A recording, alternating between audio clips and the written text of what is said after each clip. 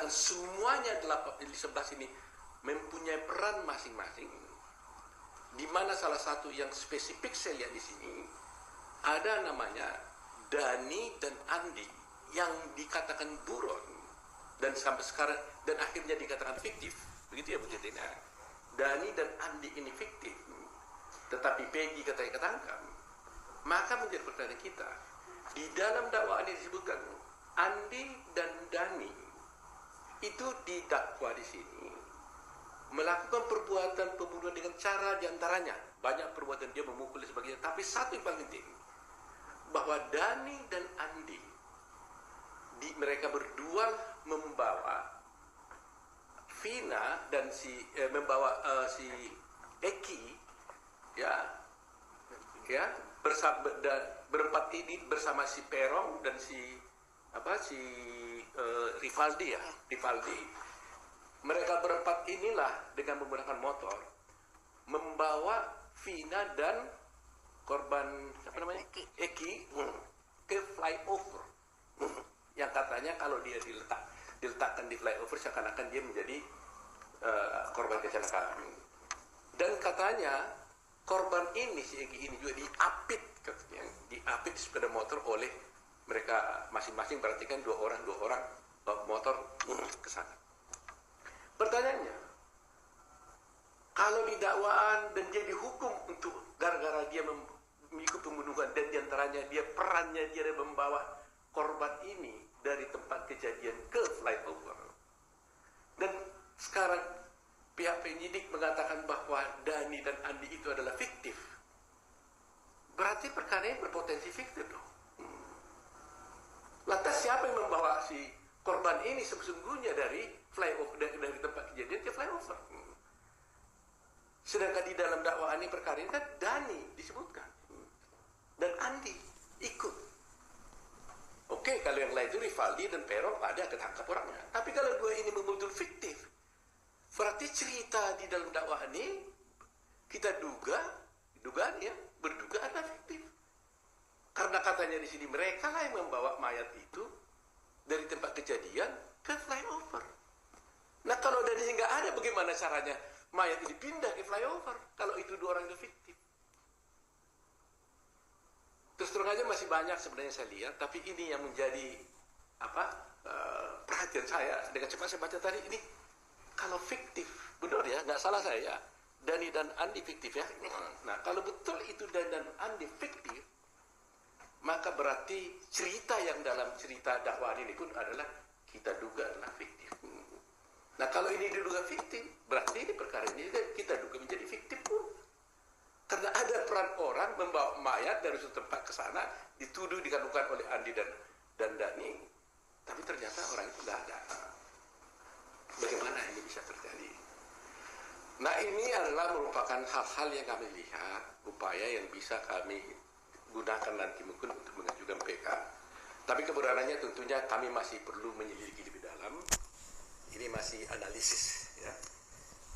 Bukan kami menuduh macam-macam, tapi kami mencoba menganalisis secara hukum bahwa ini keanehan yang sangat luar biasa kalau betul faktanya seperti itu. Ya. Jadi memang ini patut memang harus kita selidiki. Ya, mudah-mudahan tim nanti bisa lebih lanjut. Dan saya minta bantuan kepada pihak Polri, kalau nanti tim daripada Pradi datang bisa berkunjung kepada Sudirman. Karena menurut mereka ini, Sudirman ini mereka katakan istilah tadi idiot sebenarnya. Ya begitu istilahnya gitu kalian ya, kurang dia bawa rata-rata lah katanya. Jadi dia tidak bisa membela dirinya yang baik. Makanya tamat pun hanya SD doang. Ya kalian bilang istilahnya idiot tadi ya.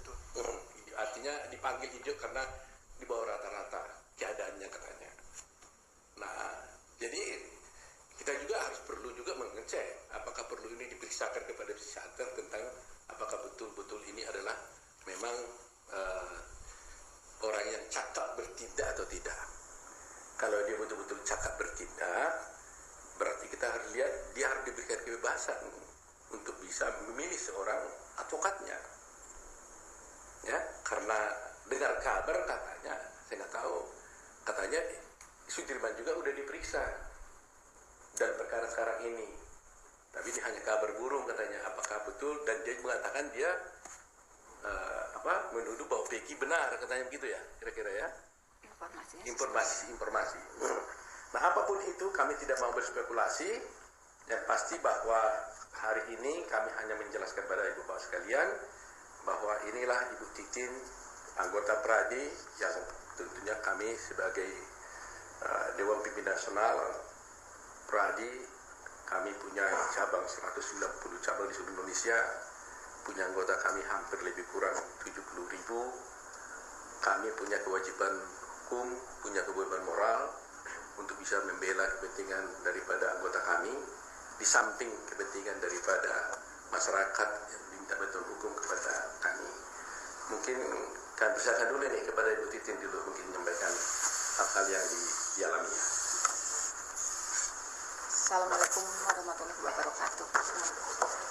Saya sebetulnya sangat tersanjung bisa hadir di sini, karena sebetulnya saya lakukan sejak 2016-2017.